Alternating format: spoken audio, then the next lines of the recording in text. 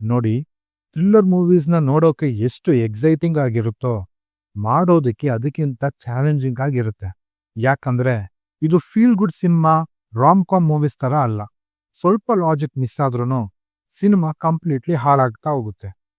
ಆದ್ರೆ ಇಲ್ಲಿ ಡೈರೆಕ್ಟರ್ ಹಾಗಾಗಕ್ ಬಿಟ್ಟಿಲ್ಲ. ನೀವಿನ್ನೂ ನನ್ನ ಚಾನೆಲ್ಗೆ ಸಬ್ಸ್ಕ್ರೈಬ್ ಮಾಡ್ಕೊಂಡಿಲ್ಲ ಅಂತಂದ್ರೆ ಈಗೇ ಸಬ್ಸ್ಕ್ರೈಬ್ ಮಾಡಿ ಮತ್ತು ನನ್ನ ಹೊಸ ಪ್ರಯತ್ನಗಳಿಗೆ ಸಪೋರ್ಟ್ ಮಾಡಿ ಅಂತ ಕೇಳ್ಕೊತೀನಿ. ಇಂಟ್ರೋ ಮುಗೀತು, ಇನ್ನು ಸಿನಿಮಾದೊಳಗೋಗೋಣವಾ?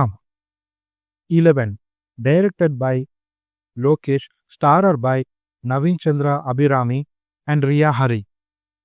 ಸಿಟಿನಲ್ಲಿ ಸಾಲು ಸಾಲು ಹೆಣಗಳು ಬೀಳ್ತಿವೆ. ಕಿಲ್ಲರ್ ಆ ಹೆಣಗಳನ್ನ ಸುಟ್ಟಾಕ್ತಾ ಇದ್ದಾನೆ. No clues. ಆಬ್ವಿಯಸ್ಲಿ ಬೇರೆ ಯಾರಿಗೂ ಈ ಕೇಸ್ನ ಸಾಲ್ವ್ ಮಾಡೋಕೆ ಆಗ್ತಾ ಇರಲ್ಲ. ಆಗ್ಲೇ ನಮ್ ಹೀರೋ ಎಂಟ್ರಿ ಆಗುತ್ತೆ. ಮತ್ತು ನಮ್ ಹೀರೋ ಈ ಕೇಸ್ನ ಯಾಕೆ ತಗೊಂಡ, ಈ ಕೇಸ್ನ ಸಾಲ್ವ್ ಮಾಡದ್ನ ಮತ್ತು ಆ ಕೊಲೆಗಾರ ಯಾರು ಅನ್ನೋದನ್ನ ನೀವು ಸಿನಿಮಾ ನೋಡಿನೇ ತಿಳ್ಕೋಬೇಕು. ಮೊದಲಿಗೆ ಇಲ್ಲಿನ ಪಾಸಿಟಿವ್ ವಿಷಯಕ್ಕೆ ಬರೋದಾದ್ರೆ ಅದು ಇಲ್ಲಿನ ಪ್ಲಾಟ್ ತುಂಬಾ ಚೆನ್ನಾಗಿದೆ. ಯೂಶಲಿ ಇಂಥ ಕ್ರೈಮ್ ಥ್ರಿಲ್ಲರ್ ಮೂವೀಸ್ಗಳಲ್ಲಿ ಎಸ್ಪೆಷಲಿ ರಿವೆಂಜ್ ಡ್ರಾಮಾ ನಡಿಬೇಕಾದ್ರೆ ಆ ಫ್ಲಾಶ್ ಬ್ಯಾಕ್ ಎಪಿಸೋಡ್ಗಳು ಕನ್ವಿನ್ಸಿಂಗ್ ಆಗಿರೋದಿಲ್ಲ. ಆದ್ರೆ ಇಲ್ಲಿ ಡೈರೆಕ್ಟರ್ ಅದನ್ನ ತುಂಬಾ ಚೆನ್ನಾಗಿ ಹ್ಯಾಂಡಲ್ ಮಾಡಿದ್ದಾರೆ ಅಂಡ್ ಎಂಗೇಜಿಂಗ್ ಆಗಿ ತೋರಿಸಿದ್ದಾರೆ. ಸುಮಾರು ದಿನಗಳಾದ್ಮೇಲೆ ಒಂದು ಫ್ಲಾಶ್ ಬ್ಯಾಕ್ ಎಪಿಸೋಡ್ ಇಷ್ಟು ಚೆನ್ನಾಗಿತ್ತು. ಮತ್ತು ಇಲ್ಲಿನ ಪರ್ಫಾರ್ಮೆನ್ಸಸ್ ಎಲ್ರೂ ಸೆಟಲ್ ಆಗಿ ತುಂಬಾ ಚೆನ್ನಾಗೇ ಮಾಡಿದ್ದಾರೆ. ಈ ಸಿನಿಮಾದ ಪೇಸ್ ಸ್ಲೋ ಇದೆ. ಯೂಶಲಿ ಫಾಸ್ಟ್ ಕಟ್ಸ್ನ ಯೂಸ್ ಮಾಡ್ಕೊಂಡು ತೋರಿಸ್ಬೋದಾಗಿತ್ತು, ಬಟ್ ಡೈರೆಕ್ಟರ್ ಆ ಕೆಲಸ ಮಾಡಿಲ್ಲ. ಸ್ಲೋ ಆಗಿನೇ ತಗೊಂಡೋಗಿದ್ದಾರೆ. ಇನ್ನು ಇಲ್ಲಿನ ನೆಗೆಟಿವ್ಸ್ನ ವಿಷಯಕ್ಕೆ ಬರೋದಾದ್ರೆ ಮೊದಲ 20 ನಿಮಿಷ ಸಿನಿಮಾ ರೊಟೀನ್ ಕಮರ್ಷಿಯಲ್ ತರ ಸ್ಟಾರ್ಟ್ ಆಗುತ್ತೆ. ಅರೆ ಇಲ್ಲೇನ್ ನಡೀತಾ ಇದೆ ಅಂತ ಅನ್ಸುತ್ತೆ. ಬಟ್ ಅದಾದ್ಮೇಲೆ ಚೆನ್ನಾಗೇ ಕ್ಯಾರಿ ಆಗಿದೆ.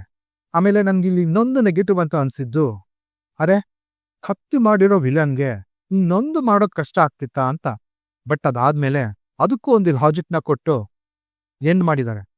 ಯಾವುದು ಇನ್ಕಂಪ್ಲೀಟ್ ಅಂತ ಅನ್ಸಲ್ಲ. ಸಿಕ್ಕಾಪಟ್ಟೆ ಟ್ವಿಸ್ಟ್ಸ್ ಅಂಡ್ ಟರ್ನ್ಸ್ ಇದಾವೆ.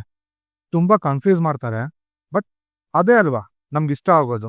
ಇವನೇ ಕಿಲ್ಲರ್ ಅಂತ ನಮ್ಗೆ ಗೊತ್ತಿರುತ್ತೆ, ಬಟ್ ಮಧ್ಯದಲ್ಲಿ ಅವನ ಆಗಿರಲ್ಲ. ಲಾಸ್ಟ್ನಲ್ಲಿ ಪುನಃ ಅವನೇ ಆಗಿರ್ತಾನೆ. ಕನ್ಫ್ಯೂಸ್ ಆಗ್ತಾ ಇದೆ ಅಲ್ಲ?